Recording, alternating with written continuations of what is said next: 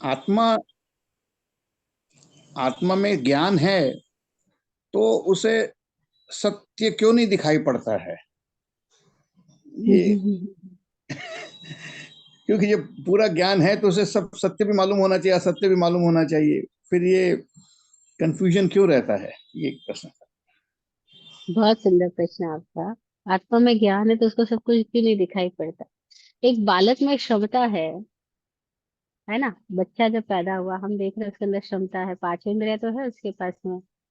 लेकिन फिर भी क्या वो बच्चा पैदा होने के साथ दौड़ सकता है, खाना खा सकता है हमारी तरह, क्या कैलकुलेशन कर सकता है, क्या संगीत कर सकता है?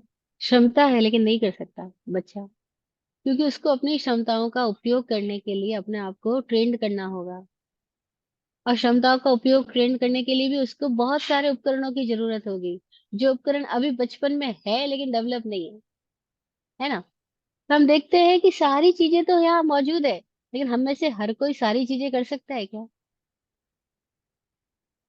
एक बच्चा पैदा हुआ है अभी, चाहे वो 2 साल का है चाहे वो 4 साल का है, लेकिन अभी वो सारे काम वो नहीं कर सकता है जो उसकी क्षमता तो है, लेकिन अभी नहीं कर सकता क्योंकि अभी उपकरण डेवलप नहीं हुआ है। अभी वो 4 साल का बच्चा बच्चा पैदा नहीं कर सकता, अभी उपकरण डेवलप नहीं हुआ है। तो ग्रेजुअली डेवलपमेंट हो रहा है उसके अंदर। ग्रेजुअली वो 14 साल का होगा, 24 साल का होगा, तब और उसके अंदर नई नई स्थितियां डेवलप होती जाएगी। तो क्षमता होते हुए भी क्षमताओं को प्रकट होने के लिए बहुत सारी स्थितियों से उसको गुजरना होगा, बहुत सारी चीजें रिक्वायरमेंट होगी, उसकी रिक्वायर्ड होगी, उसके बिना नहीं हो सकता। जैसे आप किसी फैक्ट्री में काम कर रहे हो, लेकिन आप सोचो मैं अभी जाके मैनेजिंग डायरेक्टर बन जाऊं, नहीं, आपको अपने भीतर बहुत सारा एक्सपीरियंस डेवलप करना होगा। तो उसके लिए आपको कुछ सालों वहां पर ट्रेनिंग लेनी होगी, उस चीज के अंदर डीप में जाना पड़ेगा, तब कहीं जाकर के आप वो चीजें तक पहुंच पाओगे। तो एक मोटा मोटी एग्जाम्पल है कि हमारे पास जो ज्ञान क्षमता है, अभी हमने ये बात हमने सुन के जानी है, अपने अनुभव से नहीं जानी है। ये जिन लोगों के भीतर प्रकट हो गई उन्होंने ये बोला है कि ये ज्ञान क्षमता सबके भीतर है, और आत्मा ज्ञान ज्ञान रूप ही है। लेकिन ये बात हमने अपने अनुभव से नहीं जानी है ना, हमारे लिए तो ये सूत्र किसी और की दी हुई बात है। और वो क्षमता जिन्होंने प्रकट कर दी वो कह रहे हैं कि सब में है, बिल्कुल सही कह रहे हैं वो। लेकिन क्या हमारा एक्सपीरियंस है क्या कि हमारे पास में सत्य असत्य, अभी हमारा विवेक हमारी प्रज्ञा उतनी स्थिति तक डेवलप हुई क्या? हम देखते हैं नहीं डेवलप हुई। क्यों नहीं डेवलप हुई? तो अगर हम थोड़ा डीप अपनी स्टडी करेंगे, तो अपनी स्टडी करने का ही नाम स्वाध्याय है, ध्यान दीजिएगा।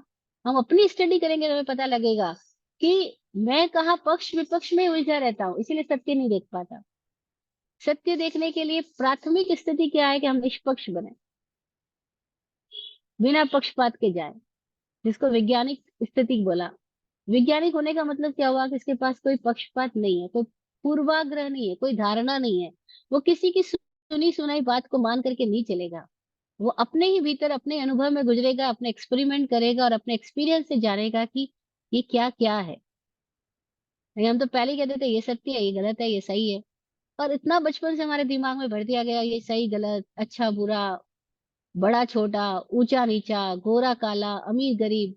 हम कभी सत्य देख ही नहीं पाते क्योंकि पहले से हम इतने पूर्वाग्रहों से ग्रसित है कि हम चीजों को देखने के पहले धारणाएं हमारे बीच में आड़े आ जाती है।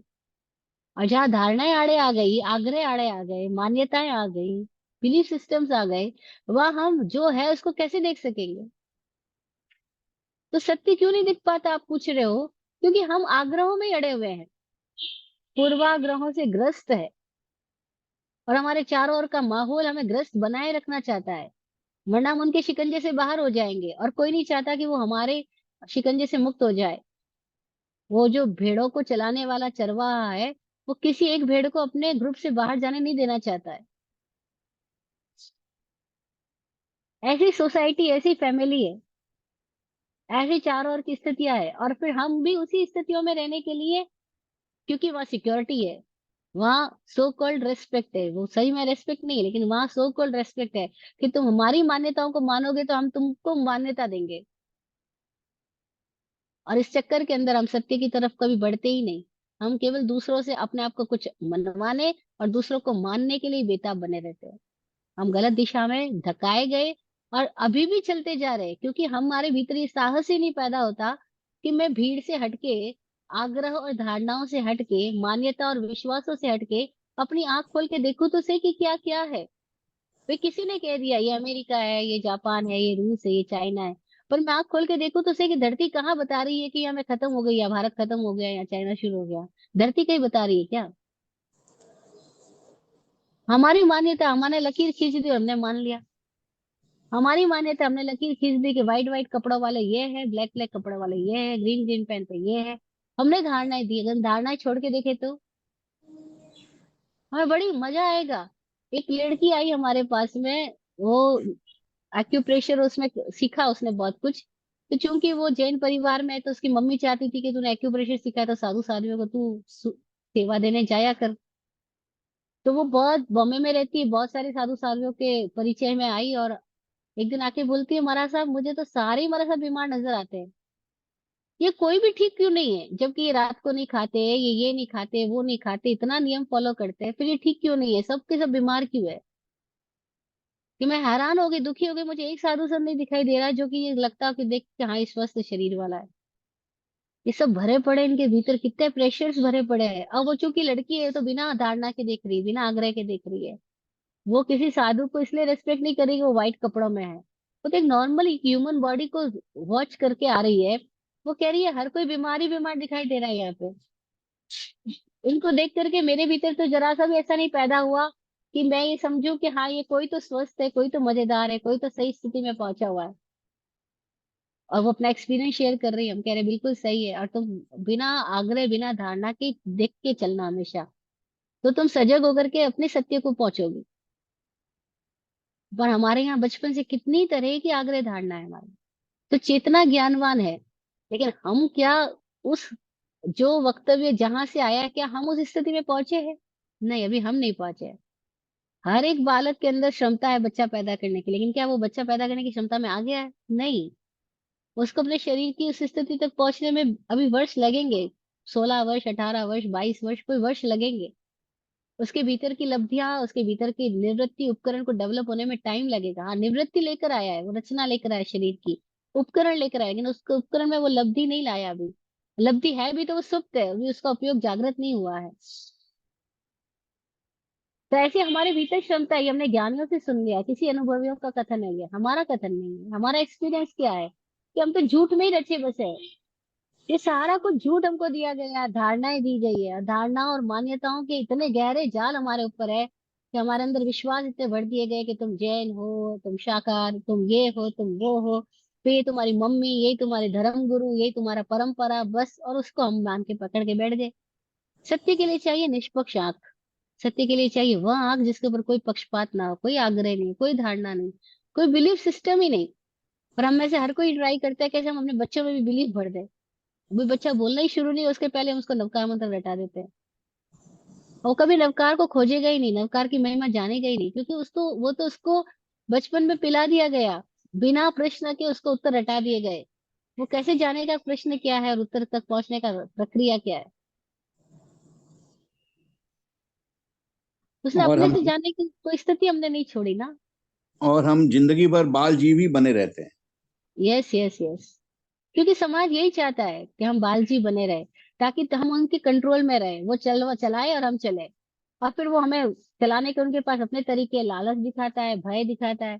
और हम सब उस लालच और भय के अंदर रिवॉर्ड लेने के लिए और पनिशमेंट से बचने के लिए झूठे ही बने रहते हैं, झूठ की पकड़ बनाए रखते हैं। और झूठ को पकड़ना पड़ता है, सत्य तो मुक्त होता है। सत्य वह है जो मुक्त करे, तो स्वभाव ही मुक्ति है। झूठ वह है जो पकड़ बनाता है। हमारे सबके भीतर झूठ की पकड़ बनी रहती है। धन्यवाद। तो बच्चों को क्या सिखाएं जो पैदा हुआ है? कुछ भी ना सिखाए, केवल उनको अपना प्रेम दे। और वो जो करते हैं उसमें केवल वॉचफुल रहे कि कहीं वो अपना नुकसान ना कर बैठे, जैसे कि गिर ना जाए, तो बस वहां वॉचफुल रहे कि वो मुंह में पत्थर कंकड़ ना डाल रहे, बस वहां वॉचफुल रहे। बाकी उसको कुछ सिखाए नहीं, वो अपनी ही स्थिति से सीखेगा।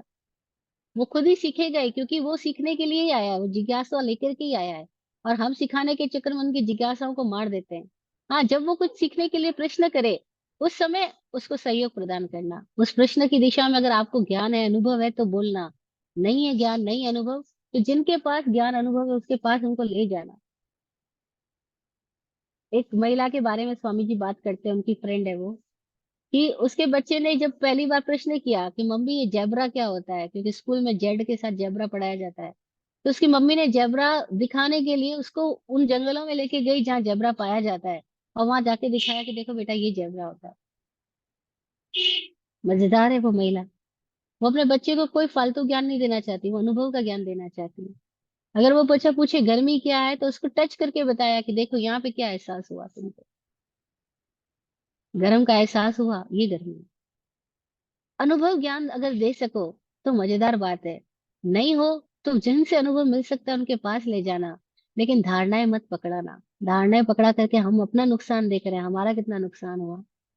हम सालों साल झूठ से चिपके रहते हैं, जिंदगी बीत जाएगी पता ही नहीं चलेगा, क्योंकि उदाहरणों को हम सत्य मान लेते हैं। हमारे अनुभव की दिशा में जाना, और बच्चे अनुभव की दिशा में बढ़ते हैं।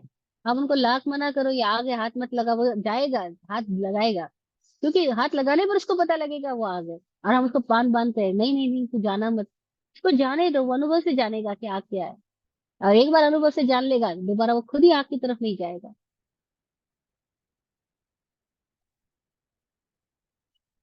उसको स्वतंत्रता दो, उसको प्रेम दो।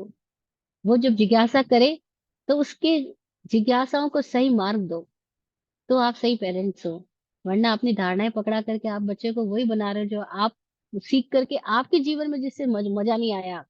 भाई आपने इतने सालों से बहुत कुछ सीखा, आपके जीवन में मुक्ति आई क्या, मजा आया क्या, मौज आई क्या, आनंद आया क्या, निर्भीकता आई क्या, अभय स्थिति आई क्या? जब आपकी स्थिति में वो सारे नहीं आए, जो जो कुछ आपने सीखा, जिस उससे आप ही मुक्ति की दिशा में नहीं आए, तो वो दूसरों को देख करके उनको क्या मिल जाएगा? भाई अपने अनुभव से देखो। आपको बचपन से ही सब कुछ सिखाया गया, मंत्र की विधियां, स्थानक की विधियां, प्रतिक्रमण की विधियां, ये वो सब कुछ ठीक है, जो कुछ भी समाज में धर्म के नाम पे, सोसाइटी के नाम पे, फैमिली नॉर्म्स के नाम पे, एथिक्स के नाम पे जो कुछ भी सिखाया गया, उससे आपके जीवन में क्या फूल खिले क्या? नहीं खिले, तो वो चीजें वापस क्यों पकड़ा रहे हो किसी दूसरे को? जिससे हमारे जीवन में मजा नहीं आया हो, वो किसी बच्चे को पकड़ाना तो अपराध हो जाएगा बच्चे के प्रति। अनुभवी लोग कहते हैं जो आपका अनुभव नहीं है उसको शेयर कर रहे हो, तो आप अपराध कर रहे हो। मत कहो कि ये है, नाम मत दो, संज्ञाएं मत दो। उनको बस यही बोलो तुम खुद खोजो बेटा क्या है, और तुम खोज सकते हो, तुम अपने अनुभव से जानो। हाँ, उनको अनुभव की दिशा में ले जाने के लिए आप कुछ हेल्प कर सकते हो तो हेल्प जरूर करो। इतना ही कहूंगी।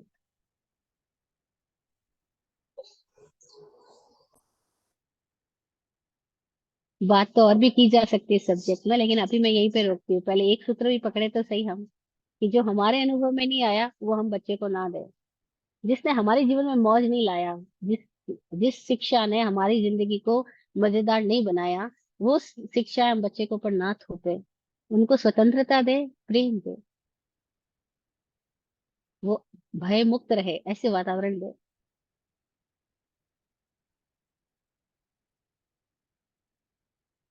धन्यवाद। जय हिंद।